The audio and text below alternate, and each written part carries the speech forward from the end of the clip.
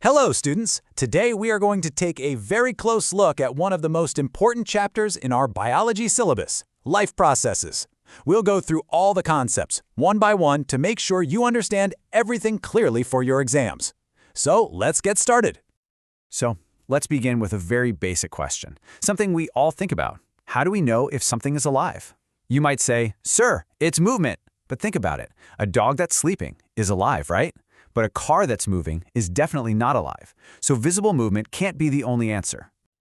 You see, the real secret of life is something we can't even see with our eyes. It's not about walking or running. It's about the constant, tiny movements happening inside, the movement of molecules within the cells. This invisible molecular movement is what is truly essential for something to be called living. Now, why is this molecular movement so important? Well, think of a living body like a machine that is always running. It needs constant repair and maintenance to prevent damage and breakdown. All living things have to perform these essential maintenance jobs just to stay alive. And these very jobs are what we call life processes. To understand this chapter properly, we are going to look at four main systems. First, how we take things in, which is nutrition. Second, how we get energy from it, respiration. Third, how we move things around the body, which is transportation. And fourth, how we clean up the waste, known as excretion. Finally, we'll see how they all work together. All right, let's begin with our very first system, nutrition. You can think of this as the body's input system. It's all about the process of taking in food and using it for all the important things, like getting energy, growing, and repairing the body. You see, in the living world, there are basically two ways to get food. The first is autotrophic nutrition. Here, organisms, like the green plants all around us, make their own food. The second way is heterotrophic nutrition. This is what we do. We and other animals and fungi depend on others for our food. For autotrophs like plants, the magic process is called photosynthesis. This equation here sums it all up. The plant takes simple things from its surroundings, carbon dioxide from the air and water from the soil. Then, using sunlight for energy and a special green pigment called chlorophyll, it converts them into food, which is glucose, and as a byproduct, it releases oxygen, which is so vital for us. So, how does this actually happen? It's a three-step process. First, the chlorophyll in the leaves absorbs the energy from sunlight. Second, this light energy is changed into chemical energy, and it's used to split water molecules. And finally, this energy is used to reduce carbon dioxide and form carbohydrates, like glucose. This is the food for the plant. Now, what about us heterotrophs? Well, for us, getting nutrition is a whole journey. It starts in the mouth, where saliva begins to break down starch. From there, the food goes to the stomach, where acid and an enzyme called pepsin start digesting proteins. Then it enters the small intestine. This is where the final digestion of carbohydrates, fats, and proteins happens. Once everything is broken down, the nutrients are absorbed into our blood. Okay, so the food is now in our blood. But what next? How do we actually get energy from this food? That is where our second system, respiration, comes in. This process is all about breaking down that food to release energy that our cells can use. Now, the energy that's released from food isn't used directly. It's first stored in a special molecule. This molecule is called ATP, which stands for adenosine triphosphate. You can think of ATP as the energy currency of our cells. Whenever a cell needs to do any work, it spends an ATP molecule. You know, our cells have two main ways to get this energy. The first is aerobic respiration, which needs oxygen. It breaks down glucose completely and gives a large amount of energy. The second is anaerobic respiration, which happens without oxygen. Here, the breakdown is incomplete, so it produces much less energy. A good example is the lactic acid that builds up in your muscles during heavy exercise and causes cramps. For that efficient aerobic respiration, we need oxygen constantly. And for that, we have our respiratory system.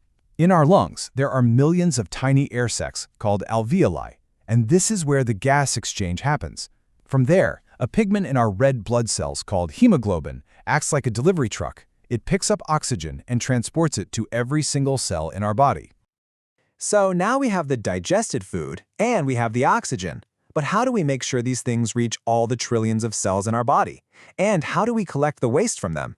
Well, that is the job of the transportation system. It's like the body's logistics network. In our body, the main transport fluid is blood. Blood is made of a few key things. The liquid part is called plasma. Then we have red blood cells, which carry the oxygen.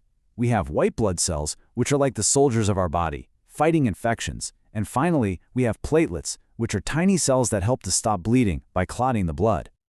And what powers this entire system? Our heart, of course. Our heart is a four-chambered pump that uses a very clever system called double circulation. This just means that for every one trip around the body, blood passes through the heart twice. And why is this important? Because it keeps blood with oxygen completely separate from blood without oxygen, making the whole system very, very efficient. Plants also need a transport system, even though they don't move around. They have two special tissues for this. Xylem is like a set of pipes that carries water and minerals only upwards, from the roots to the leaves. And phloem is another set of pipes that transports food from the leaves to all other parts of the plant, both upwards and downwards. Now, when all these processes are happening, nutrition, respiration, a lot of waste is also produced, and this waste can be harmful. So, our final system, excretion, is like the body's cleanup crew. Its job is to remove all the harmful waste from our body, which is absolutely crucial to stay healthy. The main organs for this job in humans are our two kidneys. And if you could look inside a kidney, you would find it's made up of millions of tiny filtering units. Each of these tiny units, which does the actual cleaning, is called a nephron. So how is urine formed inside each nephron? It happens in 3 simple steps. First, blood is filtered under high pressure. Then the body takes back all the useful things it needs, like glucose and water, in a process called selective reabsorption. And finally, all the leftover waste products are added to the filtrate, and this becomes urine, which is then removed from the body. Plants, on the other hand, have much simpler ways to get rid of waste. For them, even the oxygen they make during photosynthesis is a waste product, which they release through tiny pores called stomata.